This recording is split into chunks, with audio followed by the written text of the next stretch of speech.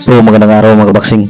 Sa katatapusan po ng laban ng ating tatlong Pinoy na sumabak sa bansang Japan ngayong araw na sina KJ Kataraha, Danrick Sumabong at Samuel Salva, ay malungkot po na balita mga kabaksing dahil talo po silang lahat.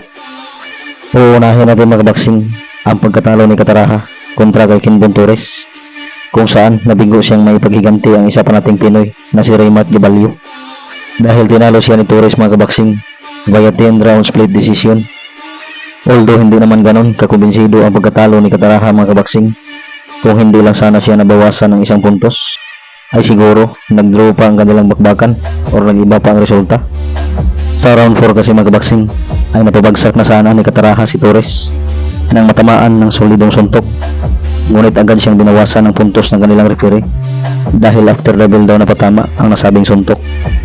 So dahil sa pagkatalo ni Kataraha mga kabaksing ay kanyang nalasap ang kanyang kauna-unahang talo na may 17 wins with 13 KOs. Samantalang si Kinbon Torres ay patuloy lang sa kanyang pag-upset sa ating mga Pinoy top contenders na nag-improve na ngayon sa kartadang 15 wins with 10 KOs at may 5 talo. Samantala natalo din mga kabaksing ang isa pa nating pambato na pride ang Bohol na si Danrick Sumabong via unanimous decision kontra sa Japanese prospect na si Sho Nogami.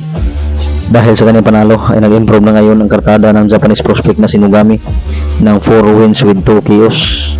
Samantalang si Sumabong ay nalasap ang kanyang ikalimang talo na may 13 wins with 9 KOs. Samantalang ang isa pa nating Pinoy mga kabaksing na si Samuel Salva ay tinalo din ni Japanese former world champion Yudai Shizuoka via unanimous decision sa score na 96-94 at 97-93 twice mga kabaksing.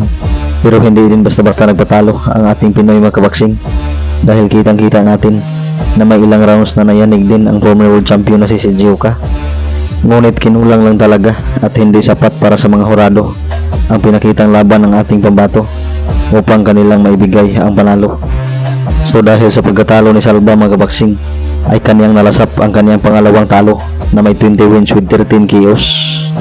Samantalang si Yudai Shizuoka ay nag-improve na sa 9 wins with 5 KOs at may isang talo.